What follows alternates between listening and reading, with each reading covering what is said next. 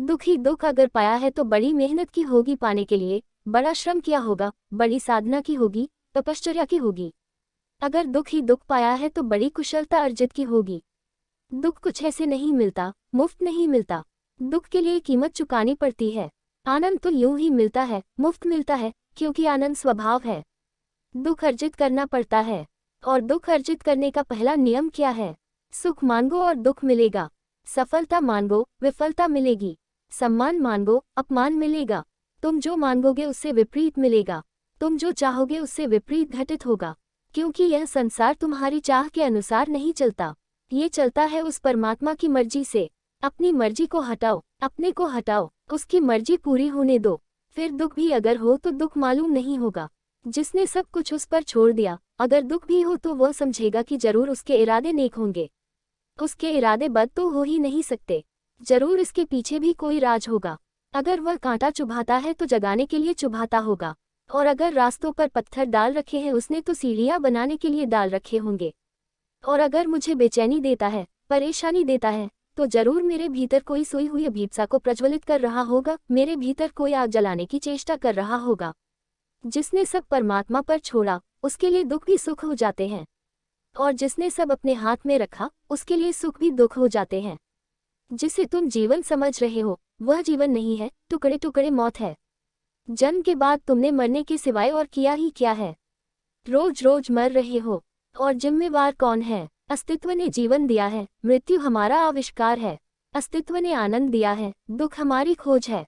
प्रत्येक बच्चा आनंद लेकर पैदा होता है, और बहुत कम बूढ़े हैं जो आनंद लेकर विदा होते हैं। जो विदा होते हैं उन्हीं को हम बुद्ध कहते हैं। सभी यहाँ आनंद लेकर जन्मते हैं, आश्चर्य विमुग्ध आंखें लेकर जन्मते हैं, आह्लाद से भरा हुआ हृदय लेकर जन्मते हैं। हर बच्चे की आंख में झांक कर देखो, नहीं दिखती तुम्हें निर्मल गहराई। और हर बच्चे के चेहरे पर देखो, नहीं दिखता तुम्हें आनंद का आलोक। और फिर क्या हो जाता है? क्या हो जाता है? फूल की तरह जो जन्मते हैं, वे कांटे क्यों हो जाते हैं? जरूर कहीं हमारे जीवन की पूरी शिक्षण की व्यवस्था भ्रांत है। हमारा पूरा संस्कार गलत है। हमारा पूरा समाज रुग्ण है। हमें गलत सिखाया जा रहा है।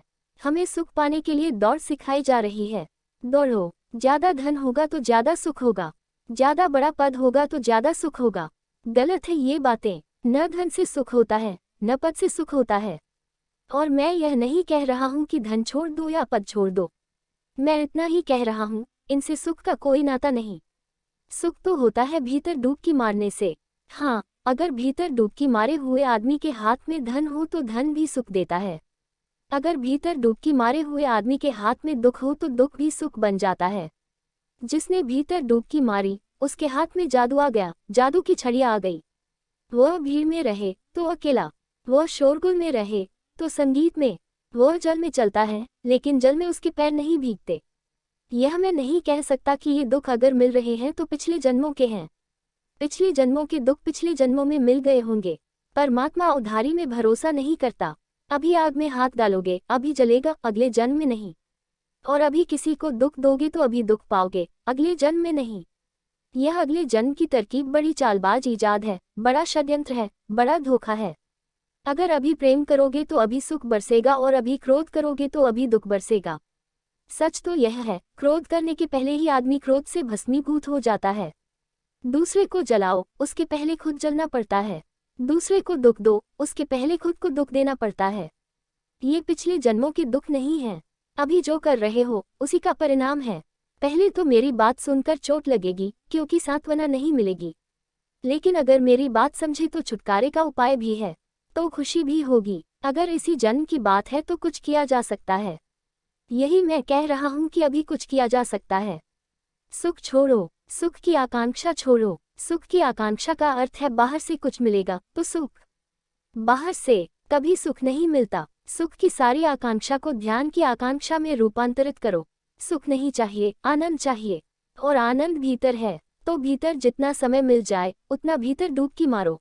जब मिल जाए, दिन रात काम धाम से बचकर, जब सुविधा मिल जाए, पति दफ्तर चले जाएं, बच्चे स्कूल चले जाएं, तो घड़ी दो घड़ी के लिए द्वार दरवाजे बंद करके, घर के ही नहीं, इंद्रियों के भी द्वार दरवाजे बंद करके भीतर डूब जाओ।